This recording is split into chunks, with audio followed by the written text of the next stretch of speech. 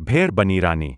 एक बहुत ही हरा भरा और सुंदर जंगल था। उस जंगल में भेड़ों का एक बड़ा झुंड रहता था। वे भेड़ें बहुत ही डरी सहमी रहती थीं। क्योंकि जंगल का शेर और भेड़िए आए दिन उन पर हमला करते रहते थे।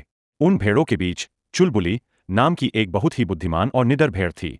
वह हमेशा सोचती थी कि हम कब तक इस तरह डर डर के जिएंगे।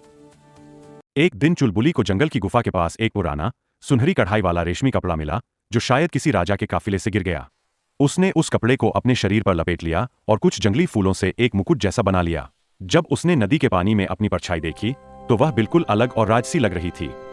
चुलबुली ने अपनी सहेलियों को इकट्ठा किया और कहा, आज से हम शिकार नहीं बनेंगे, आज से हम इस जंगल पर राज करेंगे। बस तुम सब वैसा ही करना जैसा मैं कहूँ।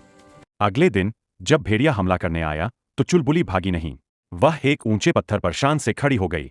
उसने अपनी आवाज भारी की और चिल्लाकर कहा, ठहरो, क्या तुम्हें नहीं पता कि मैं इस जंगल की नई रानी हूं? मुझे देवताओं ने तुम्हारी रक्षा और न्याय के लिए भेजा है। अगर तुमने मेरी प्रजा को छुआ तो आसमान से बिजली गिरेगी। भेड़िया चुलबुली भेड़ का वह चमकता हुआ रूप और आत्मविश्वास देखकर घबरा गया। उसने कभी किसी भेड़ को इतना निडर नहीं देखा था। उसने सोचा कि शायद यह सच में कोई दैवीय शक्ति है।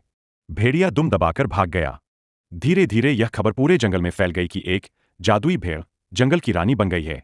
यहाँ तक कि शेर भी असमंजस में पड़ गया और उसने भेड़ों के इलाके में आना बंद कर दिया। मैंने केवल दिखावा नहीं किया, मैंने रानी बनकर मदद करना शुरू किया। मैंने खरगोशों और हिरणों को भी एकजुट किया। भेड़ें अब सिर उठाकर चलती हैं। कहानी की सीख, मोरल, आत्मविश्वास और बुद्धि वह हथियार है जिनसे आप अपनी कमजोरी को भी अपनी सबसे बड़ी ताकत बना सकते हैं।